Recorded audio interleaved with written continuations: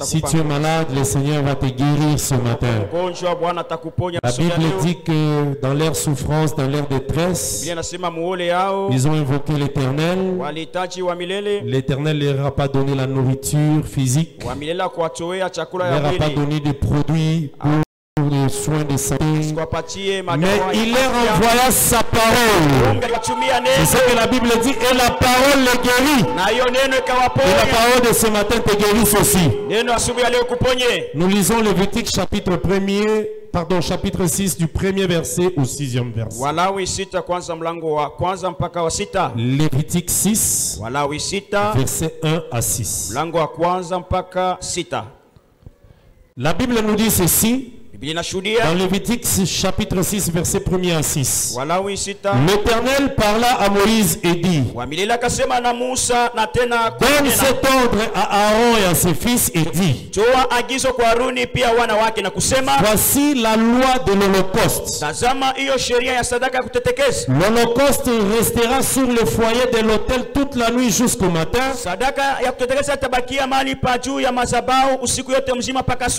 Et le feu brûlera sur l'autel. Le sacrificateur revêtira sa tunique de lin et mettra de caleçon sur sa chair. Il enlèvera la cendre faite par le feu qui aura consumé sur l'Holocauste sur l'autel.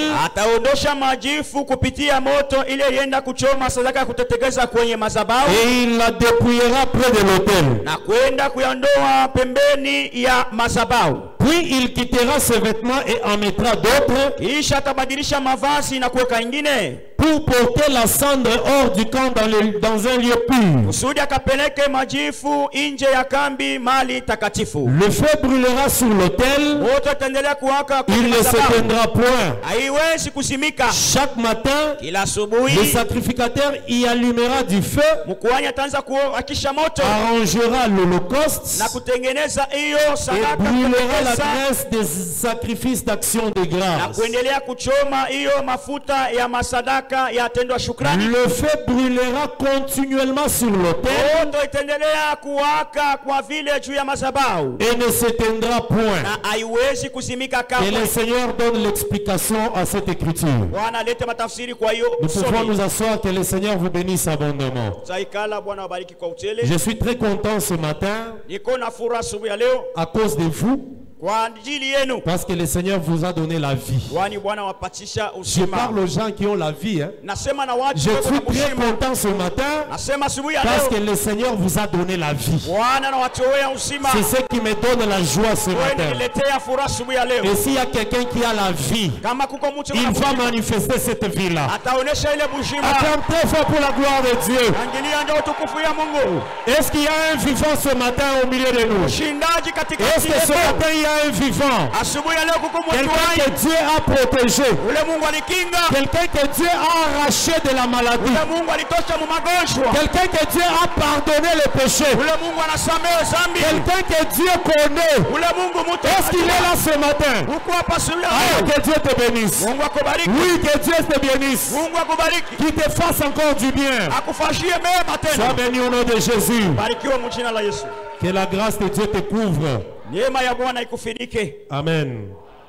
Je dis merci au Seigneur parce que ça fait 2 mois que je n'ai pas prêché. Je me suis aussi assis pour suivre des autres grâces. Amen. Vous et moi, nous avons suivi d'autres grâces. Nous avons été édifiés. Mais ils ne sont pas encore finis. Parce qu'il nous reste encore 5 disciples qui doivent travailler. Pour les dimanches. 3 ici à Lubumbashi. Et 2 à Kolwezi. Ceux-là passeront à partir du mois de mai. Ces jours, je vais d'abord aussi enseigner. Et pendant la semaine, nous prions. Parce que le mardi et jeudi, nous sommes dans des prières.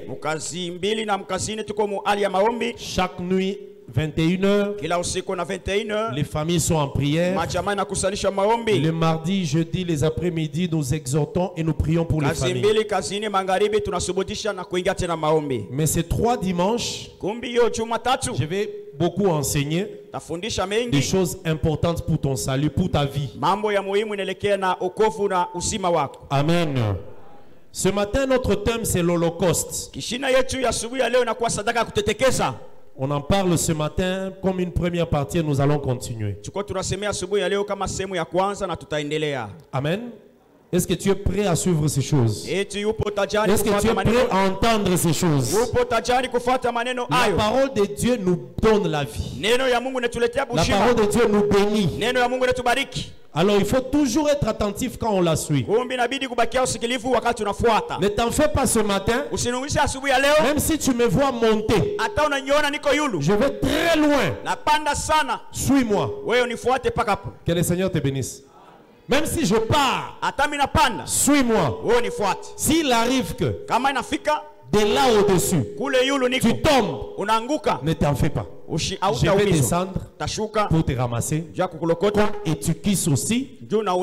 Et tu kisses. Il était à la 3e fenêtre. Au-dessus là-bas.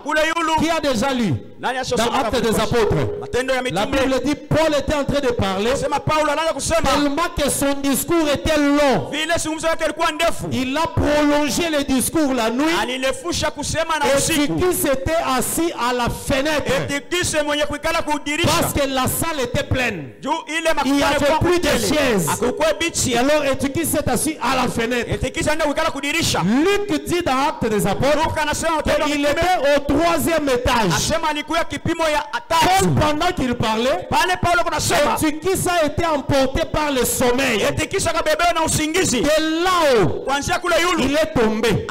La Bible dit il est tombé et il est mort. C'est lui qui nous a dit que Tychis était mort, c'est un médecin. Parce que Luc est médecin. Est-ce que vous savez que Luc était médecin?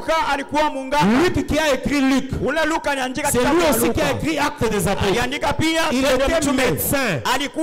Donc l'apôtre Paul dans sa délégation, quand il marchait, Luc était là. Il avait un médecin. Donc ça veut dire que Luc aussi était là. Il est descendu. Quand on a mené Tychis, il a vérifié les signes vitaux. Tension 0. Respiration 0. Circulation de sang 0. Luc était là. C'est lui qui a écrit que Tychis est tombé, il est mort. L'apôtre Paul l'a pris. Il est remonté. Premier niveau, deuxième, troisième. On a prié pour Tychis. Et Tychis s'était ressuscité. Toi aussi, quel que soit l'endroit où tu peux être, si tu tombes, je rentrerai te prendre. Parce que la révélation peut t'amener plus haut et tu peux tomber. Mais descendre, c'est ça qu'on appelle la doctrine. Ça veut dire même si on part avec toi, je descendrai. Que le Seigneur te bénisse. Que le Seigneur te bénisse. Tu es béni de l'Éternel. Amen. L'Holocauste. Quand on dit Holocauste, ça veut dire c'est un sacrifice, un animal qu'on brûle sur l'autel.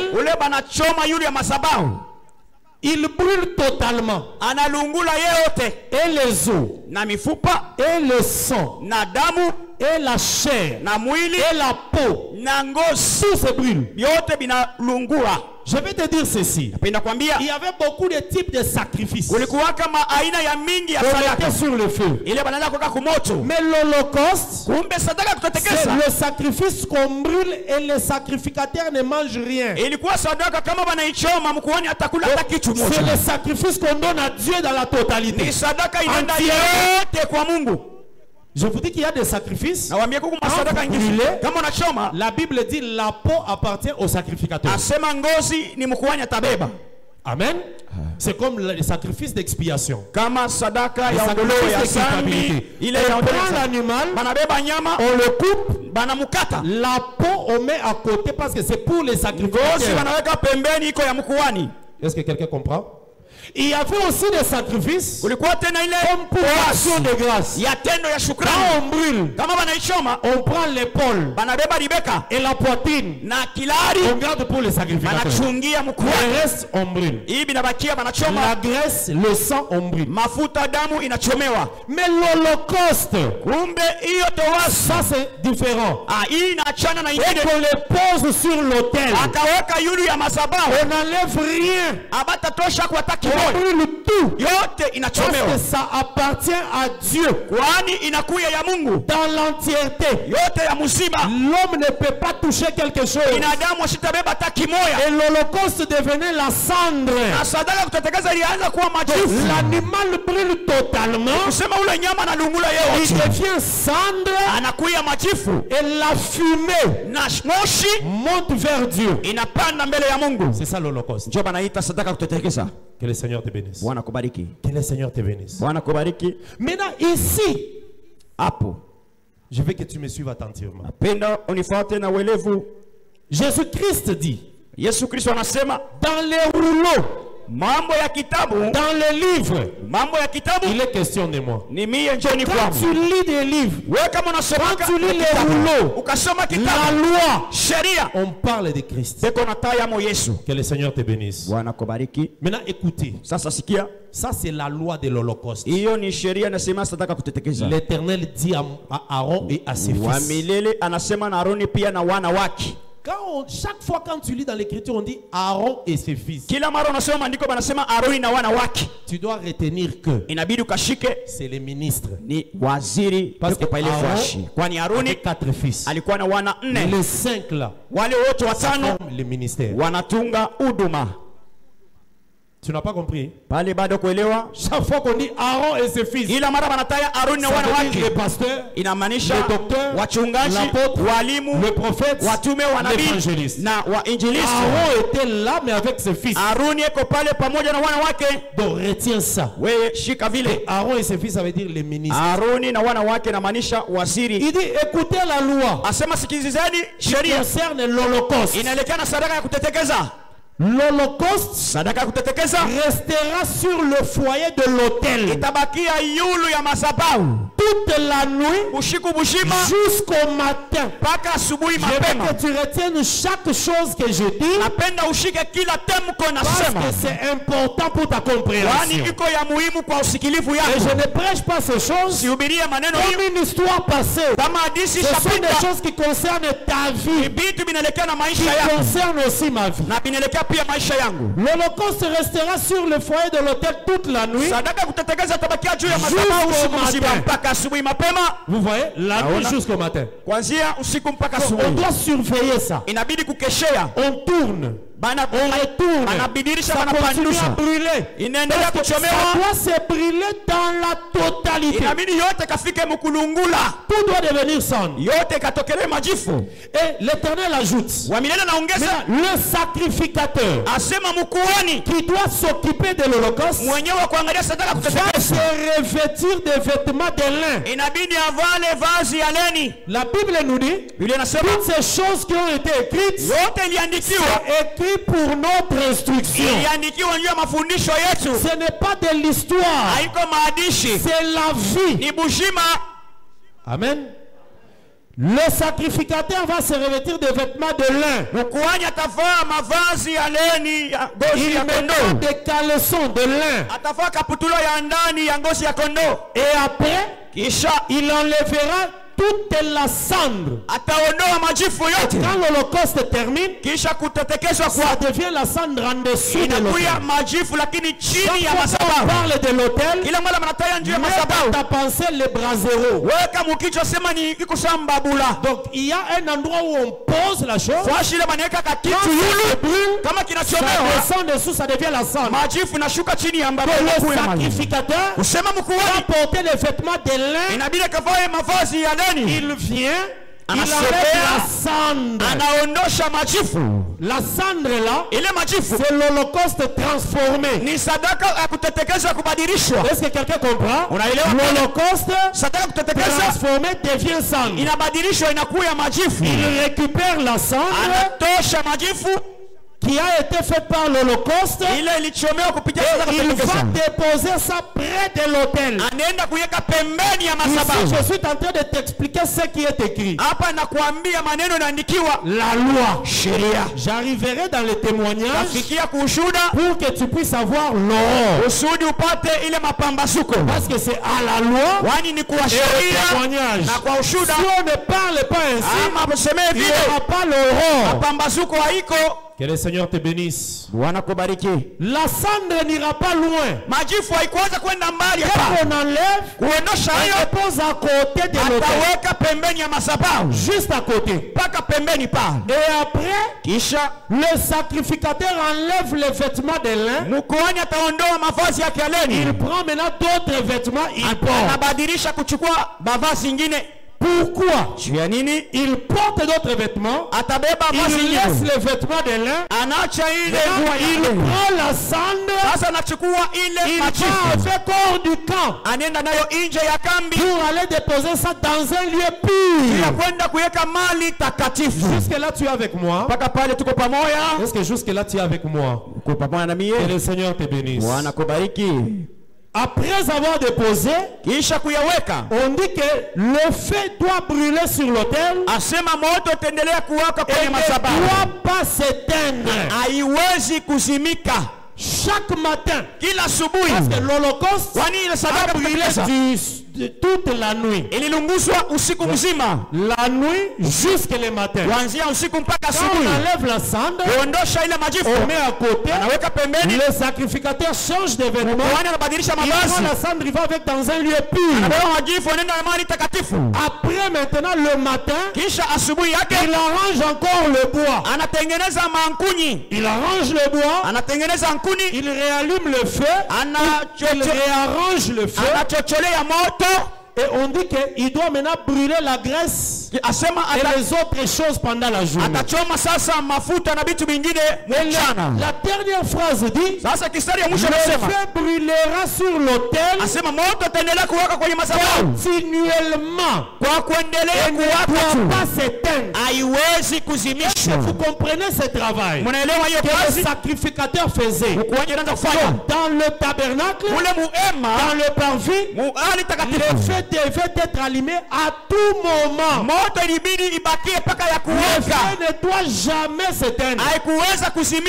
Et puis ce feu, je vous le dirai peut-être plus tard, ce feu-là n'a pas été allumé par quelqu'un. C'est un feu que Dieu lui-même avait allumé pour la première fois.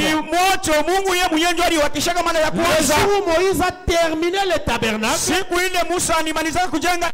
Dieu a envoyé un feu qui venait d'en haut. C'est descendu sur l'autel. Ça a brûlé le premier holocauste. C'est dans Lévitique 9. Moïse n'a jamais allumé le feu. C'est Dieu lui-même qui avait amené un feu d'en haut pour la première fois. Moïse a terminé à construire le tabernacle. Quand il termine, Dieu envoie le feu. Il vient du ciel, descendu sur l'autel. Il a trouvé un holocauste, un animal là-bas. Ça a brûlé. Ce feu-là est resté. Et chaque jour, on doit entretenir ce même feu. Le même feu. Il est resté pendant tout le temps. C'est pour cela, le jour où les deux enfants d'Aaron sont venus avec un autre feu pour entrer avec dans le tabernacle, Dieu les a tués. Ils sont morts. Ils étaient à 4, ils sont restés à 2. Vous connaissez ça, non? Vous connaissez ça? C'est parce qu'ils avaient amené un autre feu qui venait de leur maison. Et Dieu ne voulait pas. Il voulait qu'on reste avec le feu qui venait d'en haut. Quelqu'un comprend? Est-ce que quelqu'un comprend? Voilà pourquoi je te dis. Je lis une parole. J'aime ces choses. Lisons un passage ici. Jérémie. La Bible dit ceci. Est-ce que quelqu'un est avec moi ce matin? Est-ce que quelqu'un est avec moi? Que la grâce de Dieu soit avec toi. Jérémie 23. Écoutez ce que la Bible dit. Pour que tu comprennes certaines choses. Jérémie 23. Je lis seulement versets 28 et 29. Je lis au nom de Jésus-Christ. Je lis au nom de Jésus.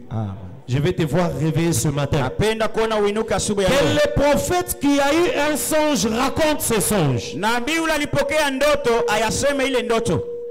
Et celui qui a entendu ma parole rapporte fidèlement ma parole. Pourquoi mêler la paille au froment, dit l'Éternel? Ma parole n'est-elle pas comme le feu, dit l'Éternel? J'ai compris quelque chose. J'ai compris quelque chose.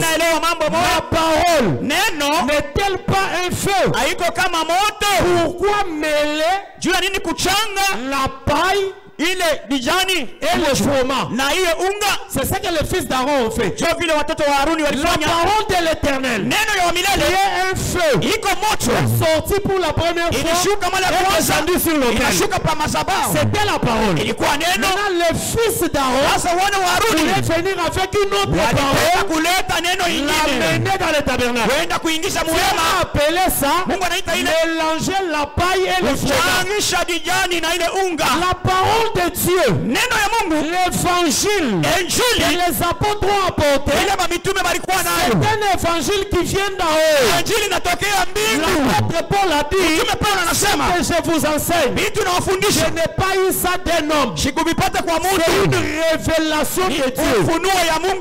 Quand les apôtres ont apporté la parole, c'est le feu qui est descendu. Et tout celui qui veut travailler à l'autel travailler avec les mêmes feux. Pas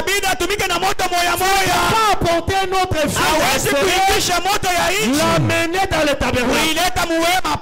Tout enseignement qui est contraire à l'enseignement des apôtres, c'est un feu étranger. Ma parole n'est-elle pas un feu? Amen. Amen. C'est pour cela, cet holocauste dont on parle dans Lévitique 6, c'est une loi qu'on donne. Et ça a commencé dans Lévitique 9 avec le premier fait que Dieu a dit. Amen. Ici, je vous ai expliqué, vous tous, vous avez compris comment les choses se faisaient pour brûler l'Holocauste. Les sacrificateurs devaient faire quoi? Un sacrificateur ne va pas dire, bon, je vais aller travailler à l'hôtel là-bas. Je vais porter une veste en nylon. Ou bien aujourd'hui, je vais porter un peu un jean là. Il choisit des habits. Non. La Bible dit qu'il doit porter la tunique de lin. Il n'a pas de choix. Il fait le travail. Il ramasse la poussière. Il met à côté. Il change, il porte l'autre vêtement. Il reprend la cendre. Il va déposer dans un lieu pur. C'est ça la loi de l'Holocauste. Quelqu'un comprend ça? L'Holocauste devait être soit la vache, soit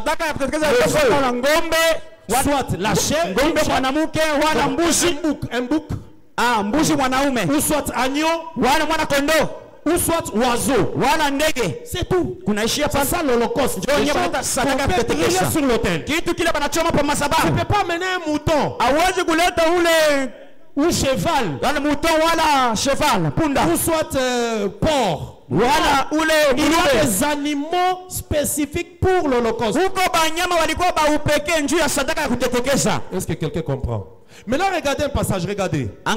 Proverbe 26. Proverbe 27, la Bible dit ceci. Est-ce que vous me suivez? Amen. Je ne suis en train qu'introduire, je te donne une pensée pour que tu comprennes. Proverbe 27. Je lis au nom de Jésus-Christ. Proverbe 27. Je lis le verset 26. Les agneaux Makondo sont pour te vêtir. Iko na kazi yayo kukuvika. Donc pour te vêtir, il faut les agneaux. Inabidi makondo. Les boucs, mambuzi ndume, pour payer le champ. Dieu a kulipia shamba. Quelqu'un comprend ça? Si quelqu'un a compris, fait un peu ça. Les agneaux, makondo, pour te vêtir. Iko pale njoo kukufika. Les boucs, mbuzi ndume, pour payer le champ. Dieu a kulipa shamba. Je te rappelle quelque chose peut-être que tu connais mais que tu as oublié. Lorsque Jésus est mort, Jésus, lorsqu'il est mort, on a pris l'argent que Judas Iscariote avait jeté dans le panier. Les sacrificateurs ont dit ça ne peut pas rester ici. Ils ont récupéré cet argent. Ils sont allés acheter un champ, un cimetière. Est-ce que quelqu'un comprend? Pour l'amour de Jésus, c'était l'amour d'un bouc qui a payé le champ. Est-ce que quelqu'un comprend? Parce que je t'informe, dans Exode chapitre 12, le jour de la Pâque, l'Éternel a dit à Moïse, quand vous allez faire la Pâque, soit vous prenez un agneau, soit vous prenez un chevreau. Vous voyez? Donc Jésus en mourant, il est soit agneau, soit chevreau. Ça veut dire bouc. Que le Seigneur te bénisse. Amen. Mais ici on dit, les agneaux sont pour te vêtir. Pour vêtir l'homme, Dieu a créé l'agneau. Est-ce que quelqu'un comprend ces choses? Pour acheter le champ, Dieu a créé le bouc. Ici, quand le bouc sera vendu, on va acheter un champ. Si l'homme est nu, on va amener les agneaux. Est-ce que vous comprenez? C'est pour cela un jour, lorsque Adam a péché, il s'est retrouvé nu. Lui, Adam ne connaissait pas. Il est allé prendre les feuilles de figuier. Il a fait des ceintures. Mais quand l'Éternel est venu le soir, l'Éternel est venu avec la peau de l'animal. C'est avec cette peau de l'animal que l'Éternel a revêti Adam. Je te pose la question. C'est quel animal que Dieu avait utilisé pour Adam? C'est quel animal? C'est quoi? Mais oui, la Bible dit, l'agneau c'est pour te vêtir. Quelqu'un comprend ça? Mais là, quand Dieu est venu dans le jardin d'Éden, il n'est pas venu avec l'agneau. Il est venu avec la peau. Il est venu déjà avec la peau. Pourquoi? Parce que selon Lévitique, le sacrificateur qui fait l'expiation, il doit brûler l'animal, il doit garder la peau. L'Éternel, c'est lui-même qui a fait l'expiation. Il a brûlé l'agneau et il est venu avec la peau dans le jardin d'Éden. Et il a revêti Adam. J'ai déjà entendu un pasteur qui dit que sûrement, quand ils étaient à deux, Adam et Ève, je crois que Dieu avait utilisé la peau de l'éléphant. Parce que l'éléphant est gros. Il y a l'éléphant. Tembo, hein.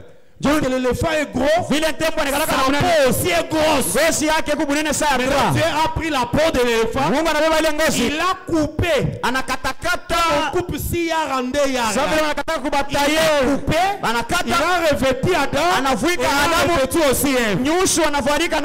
Pasteur, tu as eu ça où? Amen. Amen. Nous, la Bible nous dit, les agneaux sont faits pour revêtir. On a revêti Adam avec un autre animal. Et la Bible nous dit dans Pierre que Jésus-Christ, il est mort comme un agneau qui a été prédestiné avant la fondation. Donc il y avait un agneau avant la fondation que Dieu lui-même avait destiné pour revêtir Adam. C'est le même agneau.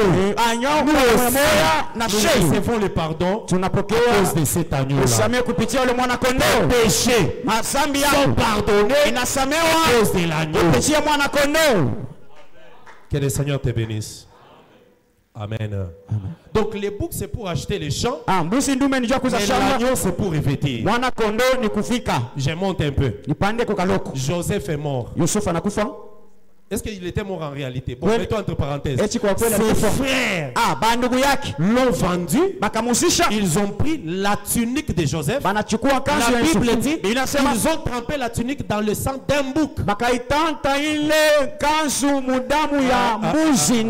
La Bible c'est Dieu qui l'a écrite. Pas un homme. Amen. Ils ont trempé la tunique dans le sang d'un bouc. Ils sont venus devant Jacob. Jacob, regarde cette tunique. C'est la tunique de qui? Quand Jacob a regardé la tunique, Jacob a dit Joseph est mort. Vous comprenez? Pourquoi? Le sang du bouc. Donc Joseph là, qui est mort entre parenthèses, pour Jacob, c'est un bouc. Mais Joseph est parti en Égypte. Il a préparé le terrain pour ses frères. Quand ses frères sont venus, ils ont trouvé un champ qu'on appelle Goshen. C'est là qu'ils ont commencé à vivre. Le bouc a acheté le champ. Voilà pourquoi nous disons Joseph est l'image de Jésus. Jésus-Christ est le vrai bouc. Aujourd'hui aussi, si tu as besoin d'un champ, Jésus-Christ est là. Que le Seigneur te bénisse. Que la grâce de Dieu soit sur toi. Pourquoi j'ai pris ce passage? C'est pour te dire, l'Holocauste c'est l'offrande qu'on donne pour obtenir faveur et pardon. Adam avait péché. Le seul holocauste que Dieu pouvait offrir c'est Jésus-Christ. Jésus-Christ c'est l'Holocauste. Qui a offert cet holocauste? C'est lui-même l'Éternel. Il a pris Jésus, il l'a amené jusqu'à la croix. La croix, c'était le feu, c'était le jugement. Nous avions péché Adam. Mais lorsque Adam est tombé, nous tous aussi nous sommes entrés dans le péché d'Adam. Quelqu'un comprend? Voilà pourquoi il y a une différence entre le péché et les péchés. Le péché et les péchés. Que je t'explique ça? Tu veux comprendre cette explication? Que le Seigneur te bénisse. Quand on dit le péché, c'est ce que Adam avait commis. Maintenant, ce que nous commettons ici, ce sont les péchés. Plusieurs péchés. Quand Jésus est venu, Jésus n'est pas venu pour ôter les péchés. La Bible dit, voici l'agneau de Dieu, le péché. Ah, tu me comprends toujours. Amen. Si on note le péché, les autres péchés seront pardonnés. Voilà pourquoi il faut entrer dans l'œuvre de la croix.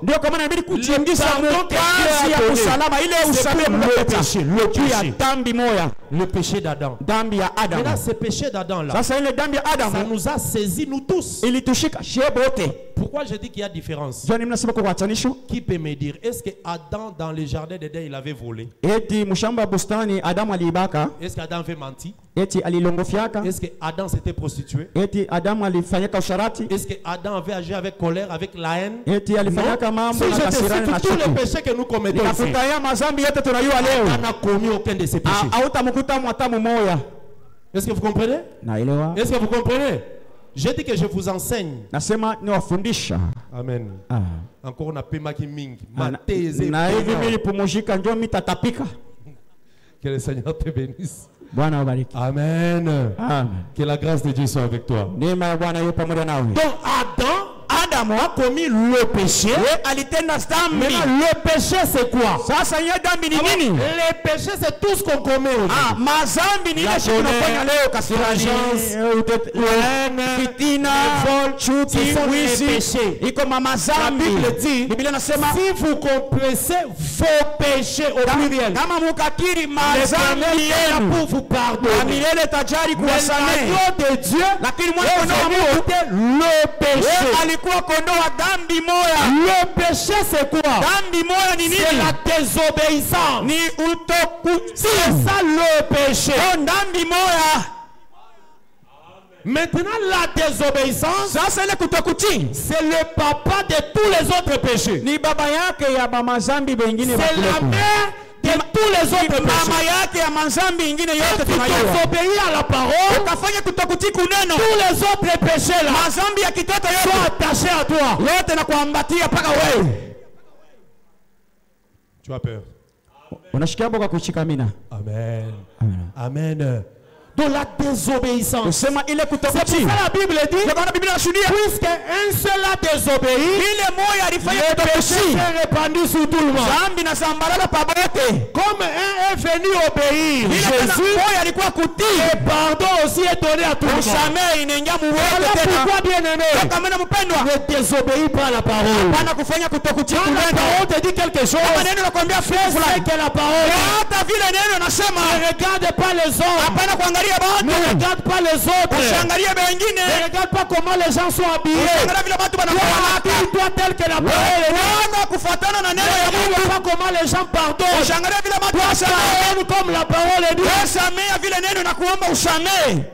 Parce que la désobéissance c'est le péché. Maintenant Dieu a prévu un animal avant même que Adam pêche. Donc avant qu'Adam pêche, Dieu a déjà prédestiné un agneau avant la fondation. Dis-moi, Adam, lui, il n'était même pas encore créé. Mais Dieu a prévu un animal avant la fondation pour les parents d'Adam. Qui a provoqué le péché? Qui a provoqué le péché? Lui-même Dieu. Il n'a pas encore créé Adam. Il n'a pas créé le monde. Mais il a créé un agneau avant la fondation. Et il a prédestiné cet agneau pour revêtir Adam et pour le pardon d'Adam. Qui est provocateur du péché? Toi-même tu as peur de dire que c'est Dieu. Amen. Amen. Maintenant, si je te pose la question, cet agneau-là, c'est qui? C'est Jésus. Jésus a été prédestiné avant. Pour nos péchés. Si Dieu n'avait pas prévu le péché, il n'allait pas se diviser en Père, Fils et Saint-Esprit. Il allait rester seulement Père. Il s'est divisé en Fils en disant, moi le Père, je suis créateur. Je divise une partie qui s'appelle Fils. Parce que les hommes que je vais créer sont péchés. Fils soit là. Toi, tu mourras pour les gens que moi je vais créer. Pour les gens qui vont mourir. Le Fils a demandé au Père, moi tel que je suis là, tu vas créer pour le pardon des gens que tu créeras qui pécheront. Le Père a dit oui, je t'ai créé pour le pardon des gens que je créerai pécheront. Que je te raconte. C'est la causerie d'Abraham avec Isaac. Le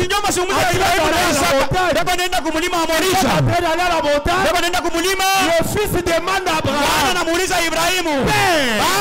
je vois le feu, je vois le bois, l'holocauste. Le père a dit, tais-toi, allons là-bas. J'ai déjà tout préparé. Toi aussi.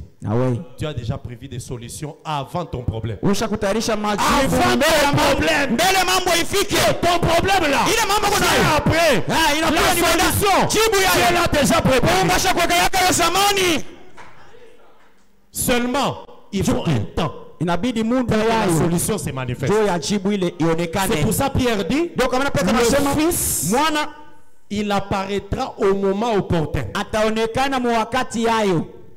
Ta solution se présentera au moment opportun. Il y a un passage, lis avec moi. Psaume 104. Psaume 104. Je n'ai pas encore commencé l'enseignement sur l'Holocauste. Je te prépare seulement. Amen. Que le Seigneur te bénisse. Donc on a vu que l'agneau, on l'a préparé déjà pour vêtir. Donc Dieu savait que l'homme sera nu. Il y a quelque chose, l'esprit me le dit maintenant. Regarde. Adam, quand Dieu le crée, il le met dans un champ qu'on appelle jardin. C'est un champ, non? Un jardin, c'est un champ. On y cultive. Dieu savait que Adam sera chassé de ce champ pour lui récupérer un autre champ. Il a créé un bouc. Le bouc, c'est pour acheter le champ. Voilà pourquoi à la croix, Jésus est là. Et les deux brigands. Jésus a dit à l'un des brigands, aujourd'hui, je te dis, tu seras avec moi dans le paradis. Le paradis, c'est quoi? C'est le jardin d'Éden. Adam avait perdu. C'était un paradis sur la terre. Mais comme Adam était chassé, il y a un bouc qui veut réacheter le champ. C'est pour cela, Jésus qui est mort nous a préparé un champ. Le champ céleste où nous irons. Que la grâce de Dieu soit avec toi. Que Dieu te bénisse. Et si on dit qu'on prépare un champ, ça veut dire que toi tu es une plante. Tu es une plante. Tu dois te semer et tu dois croître. Psaume 104, la Bible nous dit ceci. Gloire à Dieu. Parce que le Seigneur avait déjà prévu un bouc et un agneau. Aujourd'hui, même si je pleure, même si je souffre, mais dans ma tête, dans mes pensées, je sais qu'il y a un agneau. Je sais qu'il y a un bouton, qu'il y a une solution qui est déjà préparée avant. Psaume 104, verset 14, la Bible nous dit ceci. Je suis toujours dans notre enseignement sur l'Holocauste, que je vais commencer dans quelques minutes. Psaume 104, verset 14, la Bible dit: l'Éternel fait germer l'herbe pour le bétail et les plantes pour les besoins de l'homme,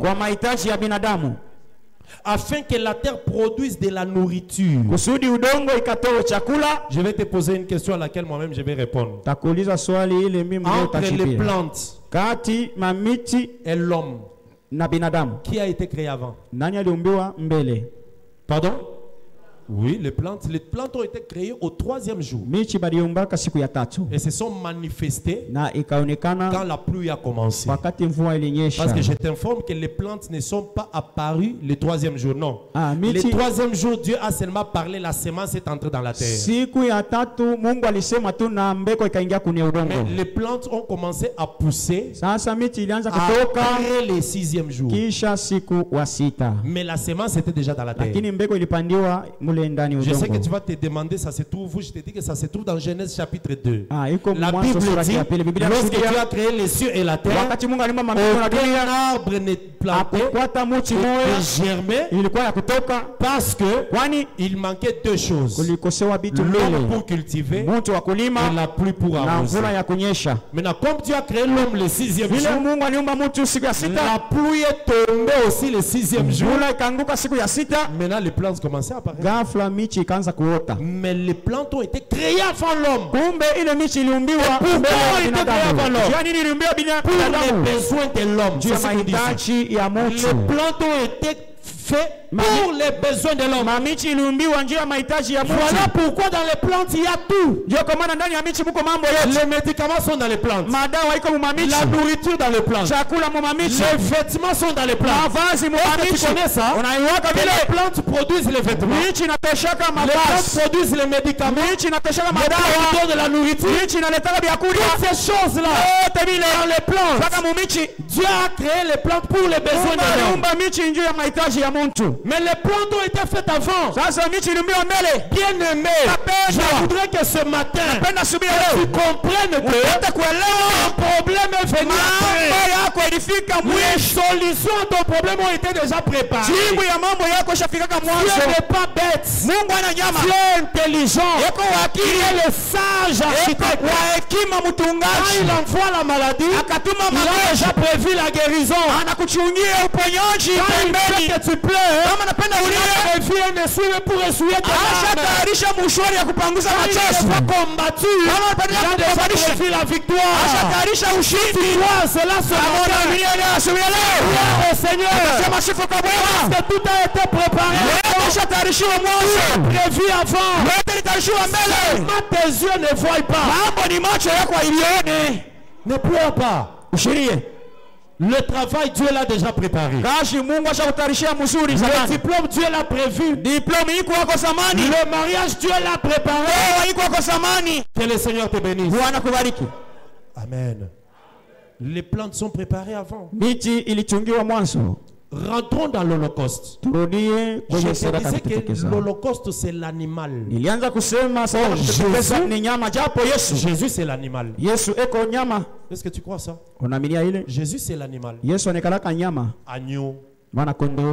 Jésus est colombe. Jésus est bouc, chèvre.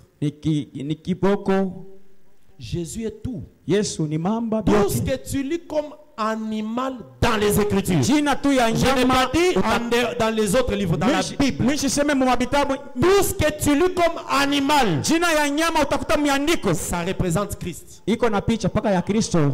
Même les serpents, ils représentent Satan. Mais les serpents aussi représentent Christ. La Bible dit, tel que Moïse a élevé les serpents des rêves dans le désert, le fils de l'homme aussi sera élevé. Les serpents de Moïse étaient là. Les serpents des magiciens. Moïse a pris les bâtons, il a jeté, il est devenu aussi serpent. Il a avalé tous les serpents. Notre serpent avale les autres fantômes. Il va terroriser les autres fantômes. L'autre était dans la barque. Jésus venu marchant sur les eaux. Les apôtres criaient, c'est un fantôme. Marc chapitre 14. Jésus a dit, n'ayez pas peur.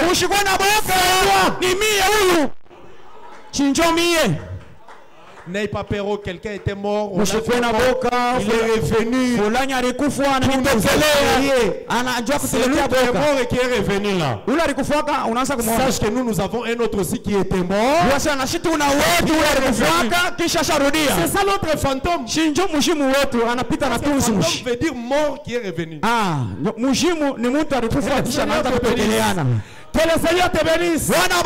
Est-ce que tu peux acclamer très fort pour le Seigneur? Amen. Comme Jésus est l'animal, ça veut dire l'holocauste dont on parle dans Lévitique 6 ici, ça va être Jésus. C'est l'animal qu'on brûle totalement pour apporter la faveur et le pardon. Mais on dit il doit brûler toute la nuit jusqu'au matin. Toute la nuit jusqu'au matin sur l'autel. Je vous ai dit que l'autel que Moïse avait fait, ça représente la croix de Jésus. Donc, de même que l'animal brûlait sur l'autel là-bas, Jésus aussi a été consumé sur la croix. Donc la croix c'est l'image de l'autel. C'est l'image de la croix. Alors l'Éternel prend Jésus. Les gens prennent Jésus, l'amènent sur la croix. C'était la journée. N'est-ce pas que c'était la journée? La Bible dit qu'on a mis Jésus à la croix vers 9h. Maintenant écoute. C'était la journée. Mais Dieu doit accomplir la loi de l'Holocauste.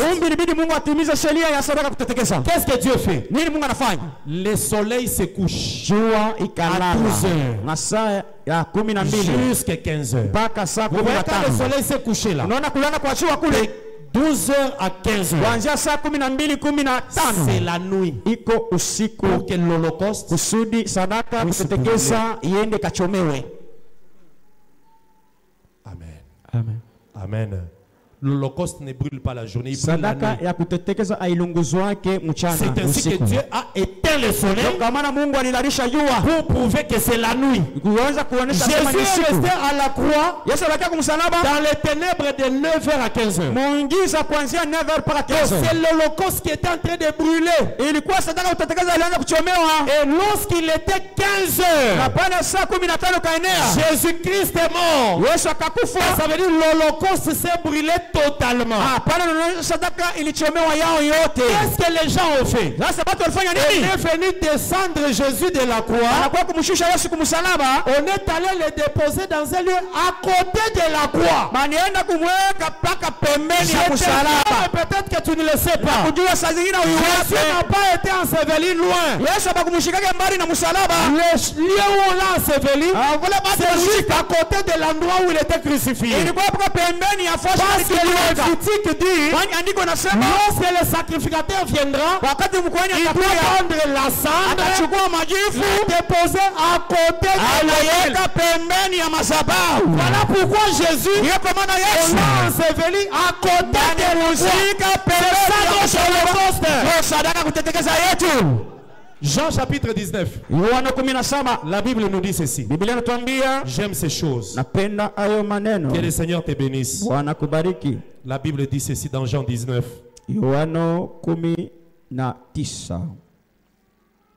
Supporte ma manière d'enseigner. Je suis ton frère. Amen. Si toi aussi tu es mon frère ou ma soeur, tu vas supporter. Amen. Jean chapitre 19, la Bible dit ceci. Frère John, allons-y rapidement. Je commence au verset 38. Jean 19, 38. Après cela, Joseph d'Arimathée, qui était disciple de Jésus mais en secret, parce qu'il craignait les Juifs, il demanda à Pilate la permission de prendre le corps de Jésus. Et Pilate le lui permit. Il vint donc, il prit le corps de Jésus. Nicodème, qui auparavant était allé la nuit vers Jésus, lui aussi vint apportant un mélange d'environ 100 livres de myrrhe et d'aloe, donc de parfum. Akaleta mchango ya manukato ya kuachana 100 ya ile manukato ya aloe na myrrhe. Nicodème maintenant et Joseph d'Arimathée prirent donc le corps de Jésus. L'enveloppèrent de bandes avec des aromates. C'est la coutume d'ensevelir chez les Juifs. 41. Or il y avait un jardin dans les lieux où Jésus avait été crucifié. Et dans ce jardin, il y avait un sépulcre neuf où personne n'avait été mis. C'est là qu'ils déposèrent Jésus à cause de la préparation des Juifs. Parce que le sépulcre était poche. Donc le sépulcre était à côté de la croix. Quelqu'un comprend? Jésus qu'on a brûlé comme holocauste, on l'a récupéré à la croix, il est déjà cendre. On ne peut pas aller avec lui loin. Parce que les sacrificateurs ont respecté la loi. Il a pris Jésus, il l'a déposé juste à côté de là où on avait. Est-ce que vous ne voyez pas? Et Jean 19, c'est ça l'accomplissement de Lévitique 6. Même si tu refuses de croire, même si toi tu refuses, mais est-ce que tu ne vois pas? Dans Lévitique on a dit, si l'holocauste brûle, la sang on doit mettre à côté de l'autre. Ici, Jésus meurt, on prend Jésus, on le met juste à côté de la croix. C'est pour ça que je vous dis bien aimé, la Bible dit à la loi et au témoignage. Si la prédication n'a pas la loi et le témoignage, ce sont des histoires. Je vous dis la vérité. Dieu n'est pas ami de ton français. Ami de ton anglais. Tu prêches bien en anglais. Tu parles bien le français. Dans son programme. Pour donner la lumière à Adam. Adam doit voir la loi et l'accomplissement de la loi. La prédication doit voir la loi et l'explication. J'ai demandé à un prédicateur un jour. Jésus dit, si tu ne manges pas ma chair et tu ne bois pas mon sang, tu n'auras pas la vie. Les disciples qui étaient là ont fui. Maintenant je lui ai demandé, maintenant nous aujourd'hui, pour qu'on ne puisse pas fuir, comment on va manger la chair et le sang? Comment? Amen. La chair, c'est les Écritures. Le sang, c'est l'explication des Écritures. Si tu n'en as pas, que tu as étudié en France, même si tu as fait la théologie, master en théologie. D'abord, théologie veut dire théologie. Étude de Dieu. C'est ça théologie. Donc étudier Dieu. Or dans les Écritures, Dieu on ne l'étudie pas. Dieu il se révèle. Si tu commences à l'étudier, tu vas commencer à calculer le nombre de fois on a écrit dans la Bible. Combien de fois on a écrit Gethsemane dans les Écritures? C'est ça la théologie. La ville de Génézareth se situe de quel côté en Jérusalem? C'est la théologie.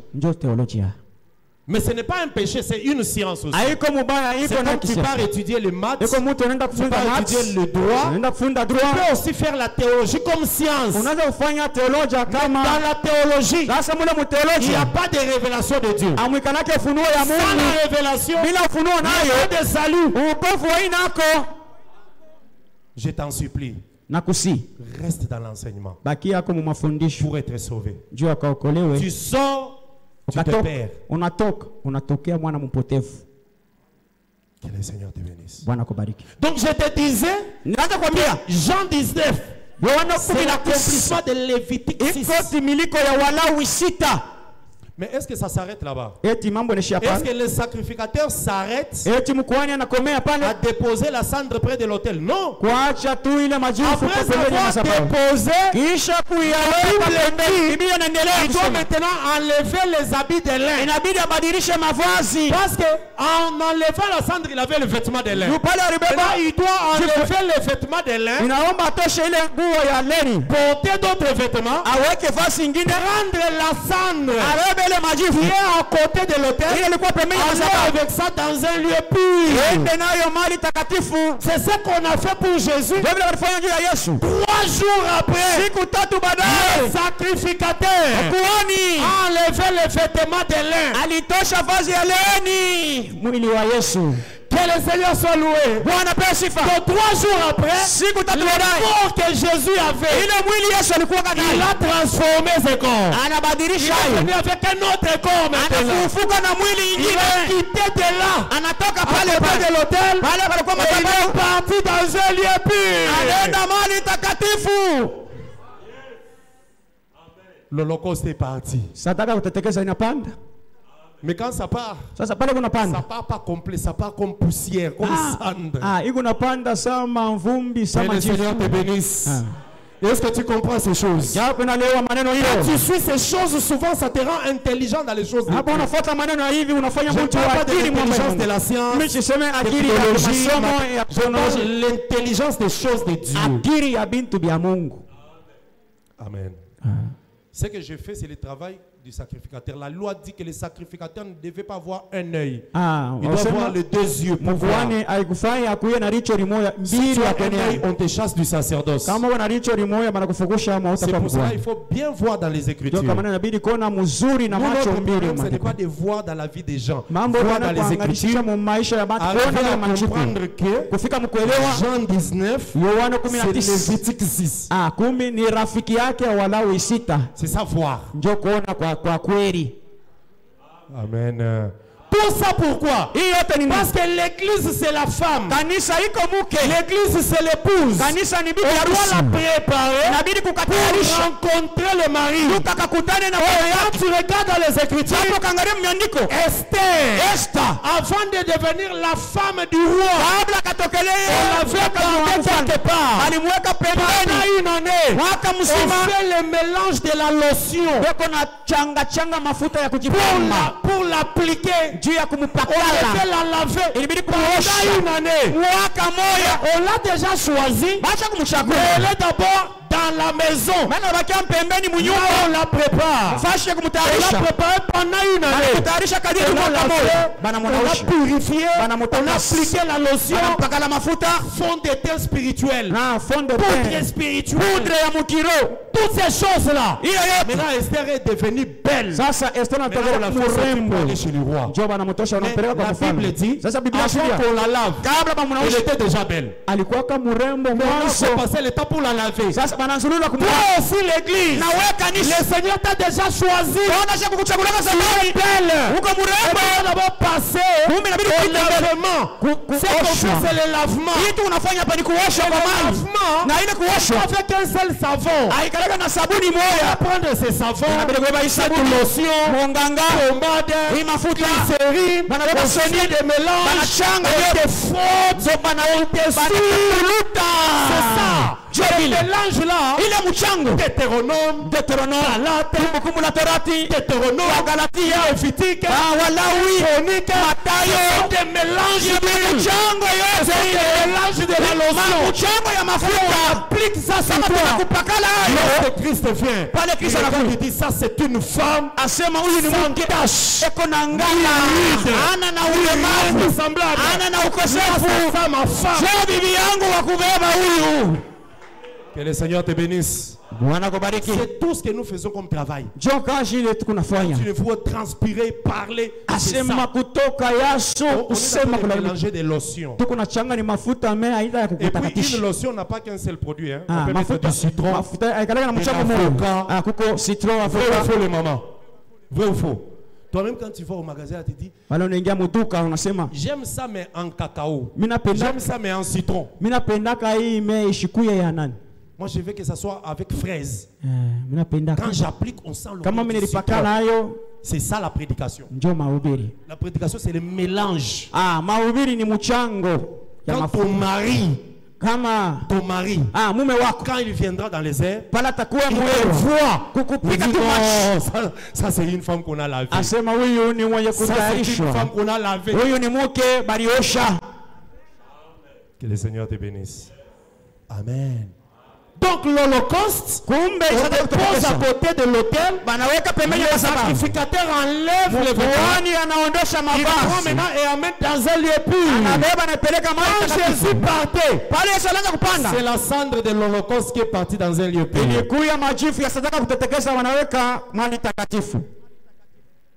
le Seigneur te bénisse. Je vais terminer par quelque chose pour aujourd'hui. Parce que cet enseignement va continuer.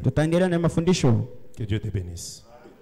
Pourquoi les sacrificateurs, en travaillant, ils doivent avoir les habits en lin. Quand ils terminent, avant de venir prendre la cendre pour amener ailleurs, ils enlèvent ça. Prenons une portion de la lotion dans Ézéchiel 44.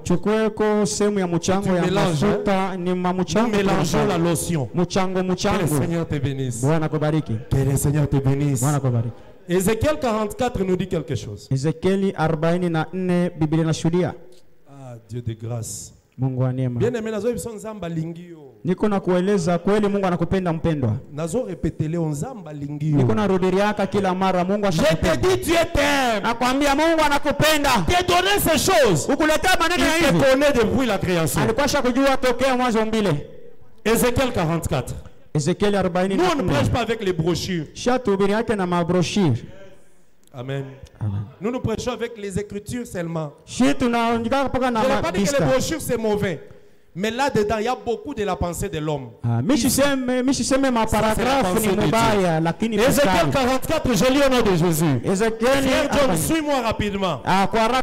Verset 15. Mais les sacrificateurs, le fils de Tzadok, donc les sacrificateurs, le Lévite fils de Tzadok, qui ont fait le service de mon sanctuaire quand les enfants d'Israël s'égaraient loin de moi, ceux-là s'approcheront de moi pour me servir et ils se tiendront devant moi pour offrir la graisse et le sang, dit le Seigneur. Ils entreront dans mon sanctuaire, ils s'approcheront de ma table pour me servir et ils seront à mon service. Cette lecture, je vais arriver quelque part. Lorsqu'ils franchiront les portes du parvis intérieur, ils revêtiront des habits de lin. Quand ils entrent à l'intérieur, ils vont revêtir des habits de lin. Écoutez, ils n'auront point sur eux rien qui soit en laine. Parce qu'il y a lin et laine. Qui connaît ça? Si tu connais lin et laine, je vais expliquer ça. Amen. Je vais expliquer. Donc on dit quand ils entrent, ils revêtiront des habits en lin. Ils ne peuvent porter rien qui soit en laine. Quand ils font les services aux portes du parvis intérieur et dans la maison. Verset 18. Oh Seigneur Jésus. Ils auront des tiares de lin sur la tête. Les tiares c'est comme des bandeaux sur la tête. Et caleçons de lin sur leurs reins. Ils vont aussi, ils se scindront point de manière à exciter la sueur. Ils ne sont pas portés de manière que la sueur puisse sortir. Voilà. Lorsqu'ils sortiront maintenant pour aller maintenant dans le parvis extérieur, dans le parvis extérieur vers le peuple, ils ôteront les vêtements avec lesquels ils ont fait ces choses. Que le Seigneur nous fasse comprendre ces choses. Lorsqu'ils sortiront pour aller dans le parvis extérieur, dans le parvis vers le peuple, ils ôteront les vêtements avec lesquels ils ont fait le service. C'est quel vêtement? Les vêtements de lin. Ils vont ôter ces vêtements. Ils les déposeront dans les chambres du sanctuaire. Ils mettront d'autres. Écoutez bien. Afin de ne pas sanctifier le peuple par leurs vêtements.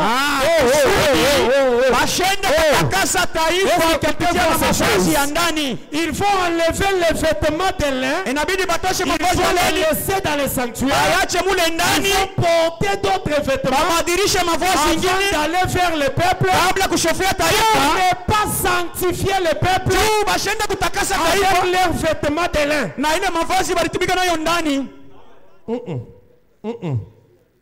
Ça c'est quoi ça? Donc les vêtements de lin, c'est les vêtements avec lesquels on sanctifie les peuple. C'est les vêtements avec lesquels on fait aussi le service. Mais là, il faut enlever, laisser ça là-bas. Quand on va vers le peuple, on sort avec Pourquoi Dieu faisait ça? Pour que le peuple ne soit pas sanctifié. Parce que s'ils sont avec les habits de lin, le peuple sera sanctifié. Ces choses, c'est l'ombre des choses à venir. Jésus-Christ, il y a deux types de vêtements. Les vêtements en laine.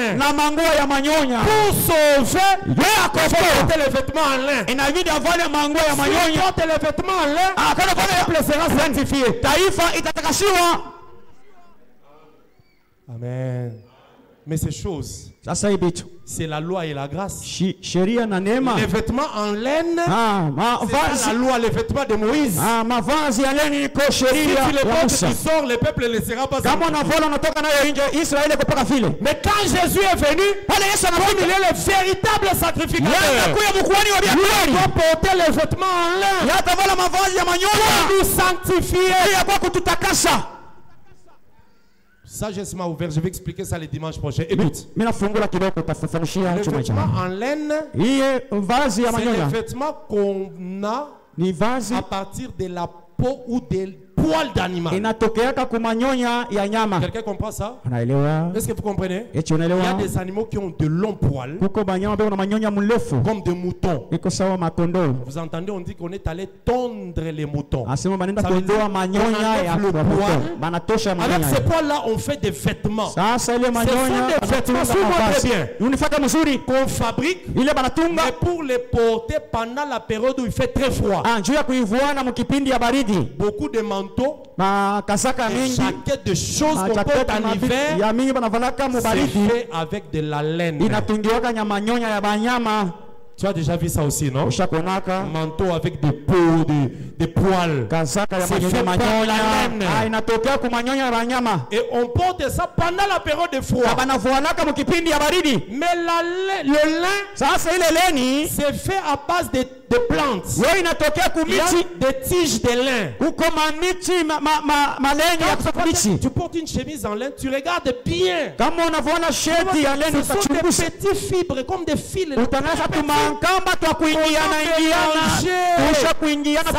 Un tissu. Ça on porte ça quand? Pendant la période très chaude. Si tu portes les lins, quand il fait chaud, ça fait passer le vent. Aéré. Maintenant écoutez, là où il y a la connaissance et la sagesse de Dieu. Quand il va à l'hôtel, il y a la chaleur, le feu, pour ne pas transpirer, il va porter les lins. Quelqu'un comprend ça? C'est par ici que je vais continuer les dimanches prochains. Pour te donner des révélations. Et le Seigneur te bénira. Est-ce que tu peux acclamer très fort pour le Seigneur? Très fort pour la gloire de Dieu. Est-ce que tu peux pousser les cris de joie? Au nom de Jésus. Acclame très fort, bien-aimé. Que le Seigneur te bénisse. Que le Seigneur te bénisse. Niwe karibu nawe Mungu wangu hata katika tabu niwe karibu Bwana niwe karibu nawe Mungu wangu hata katika tabu niwe karibu nawe Mungu wangu hata katika tabu niwe karibu wimbo wangu Bwana wimbo wangu Yesu mapendo. Est-ce que tu peux prendre l'attitude de prière? Tu peux en dire ce qui t'a parlé.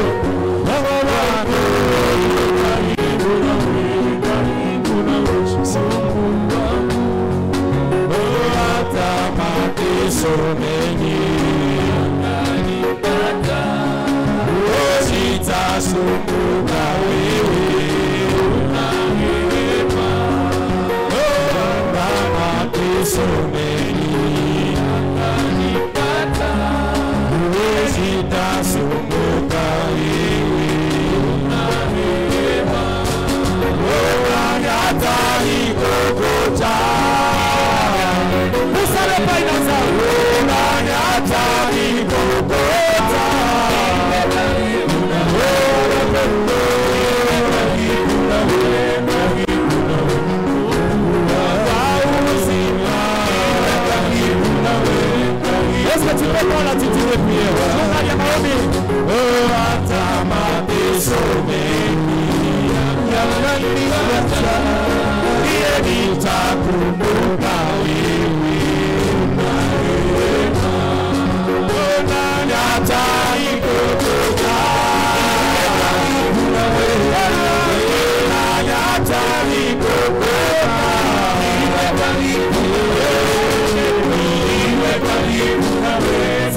Vous bien-aimés, nous allons dire quelque chose à Dieu.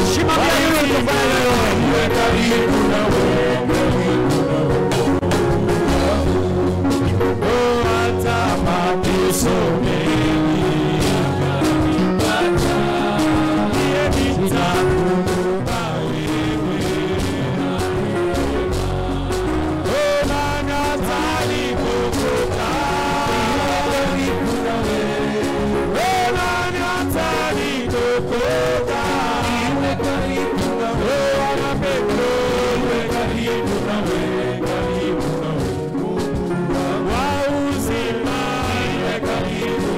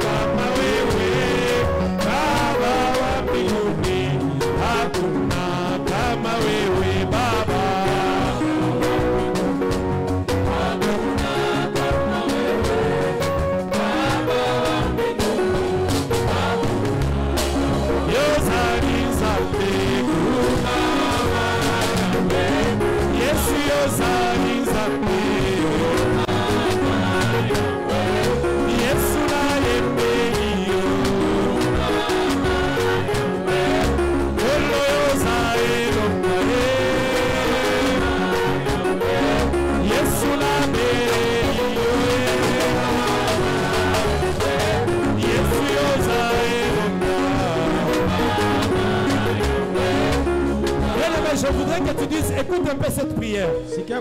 Dis Seigneur, je sais que tu es l'Holocauste. Tu as été consumé sur la croix pour moi.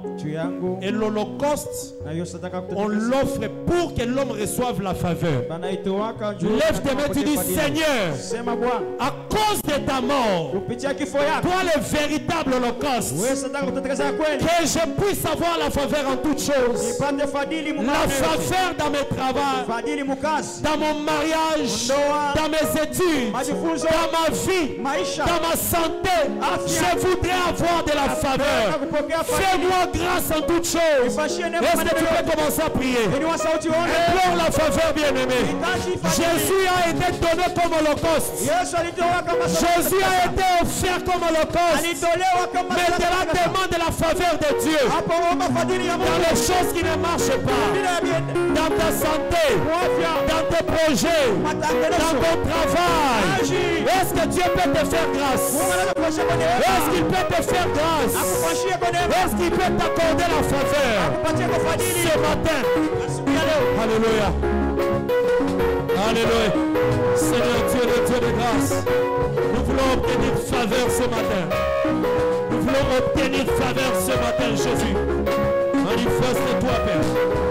Accorde-nous, Jésus, cela, afin que nous puissions vivre ta gloire et être bénis. Mon rocher, fais faveur à ceux qui sont malades, ce matin qu'ils soient guéris. Fais faveur à tous ceux, oh Dieu, qui ont besoin de voir ta grâce, afin qu'ils vivent ta gloire, Jésus. Merci, Père éternel. Merci, mon rocher. Sois élevé, oh Dieu, Dieu le puissant de Jacob. Merci, Père, à cause de ta grâce, Yahweh. Au nom de Jésus. Seigneur Jésus, tu as été offert totalement. Tu t'es donné totalement à Dieu comme le véritable holocauste. Mais l'holocauste est donné pour que le peuple reçoive faveur et pardon. Ce matin éternel, tout celui qui t'a écouté, Seigneur, fais-lui grâce. Qu'il voie ta faveur en toutes choses. Là où il était faible, Seigneur, que ta faveur le relève. Là où il y avait des maladies, accorde la guérison.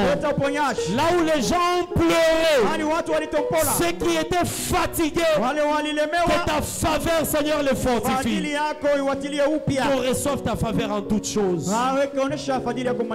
Dans la vie sanitaire, que la santé de tes enfants soit bénie.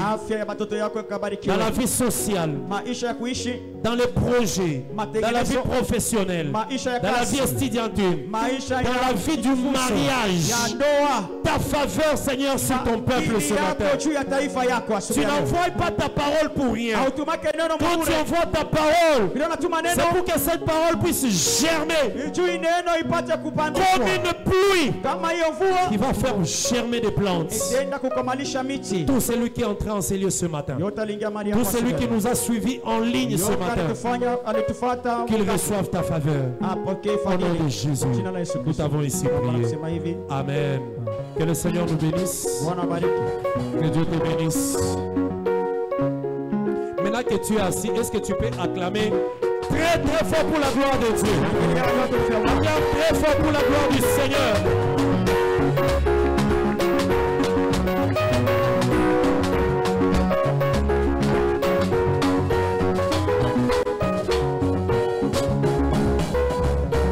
Que le Seigneur vous bénisse. Que le Seigneur vous bénisse. Amen. Je voulais que tu dises quelque chose à Dieu.